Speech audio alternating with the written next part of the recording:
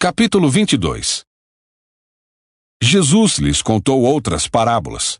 Disse ele: O reino dos céus pode ser ilustrado com a história de um rei que preparou um grande banquete de casamento para seu filho.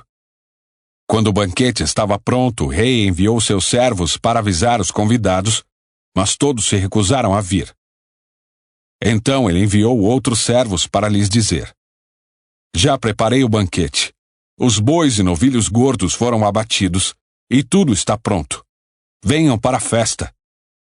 Mas os convidados não lhes deram atenção e foram embora. Um para sua fazenda, outro para seus negócios. Outros ainda agarraram os mensageiros, os insultaram e os mataram. O rei ficou furioso e enviou seu exército para destruir os assassinos e queimar a cidade deles. Disse a seus servos: O banquete de casamento está pronto, e meus convidados não são dignos dessa honra. Agora saiam pelas esquinas e convidem todos que vocês encontrarem. Então os servos trouxeram todos que encontraram, tanto bons como maus, e o salão do banquete se encheu de convidados.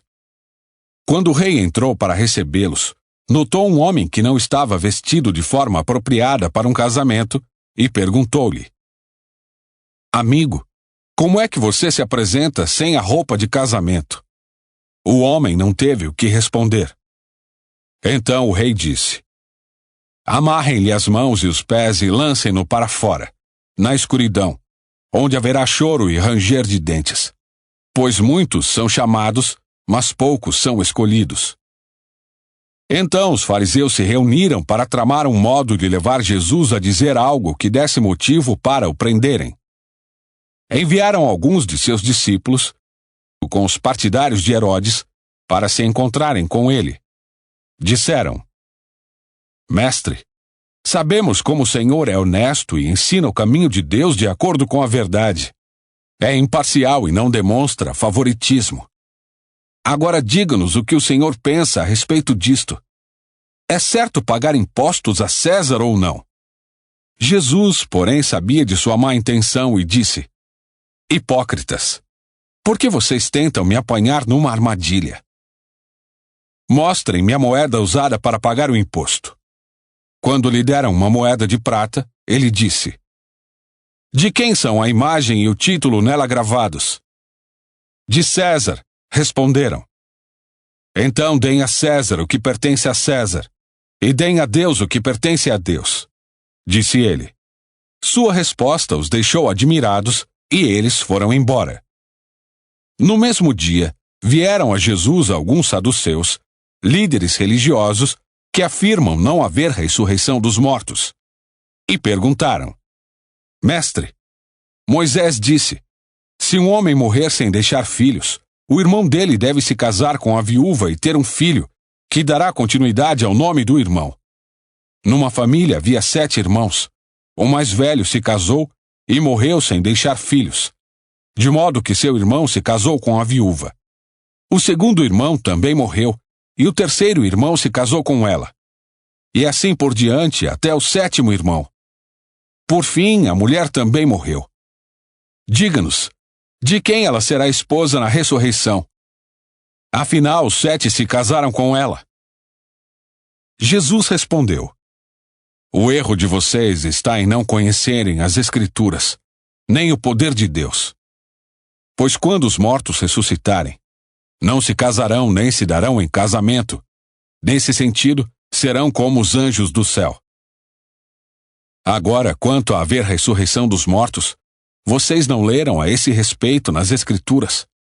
Deus disse: Eu sou o Deus de Abraão, o Deus de Isaque e o Deus de Jacó. Portanto, ele é o Deus dos vivos, e não dos mortos. Quando as multidões o ouviram, ficaram admiradas com seu ensino. Sabendo os fariseus que Jesus tinha calado os saduceus com essa resposta, reuniram-se novamente para interrogá-lo. Um deles, especialista na lei, tentou apanhá-lo numa armadilha com a seguinte pergunta: Mestre, qual é o mandamento mais importante da lei de Moisés? Jesus respondeu: Ame o Senhor seu Deus de todo o seu coração, de toda a sua alma e de toda a sua mente. Este é o primeiro e o maior mandamento. O segundo é igualmente importante. Ame o seu próximo como a si mesmo. Toda a lei e todas as exigências dos profetas se baseiam nesses dois mandamentos. Então, rodeado pelos fariseus, Jesus lhes fez a seguinte pergunta: O que vocês pensam do Cristo? De quem ele é filho? Eles responderam: É filho de Davi. Jesus perguntou: Então por que Davi, falando por meio do Espírito, chama o Cristo de meu Senhor? Pois Davi disse: O Senhor disse ao meu Senhor: Sente-se no lugar de honra à minha direita, até que eu humilhe seus inimigos debaixo de seus pés. Portanto, se Davi chamou o Cristo de meu Senhor, como ele pode ser filho de Davi? Ninguém conseguiu responder, e depois disso, não se atreveram a lhe fazer mais perguntas.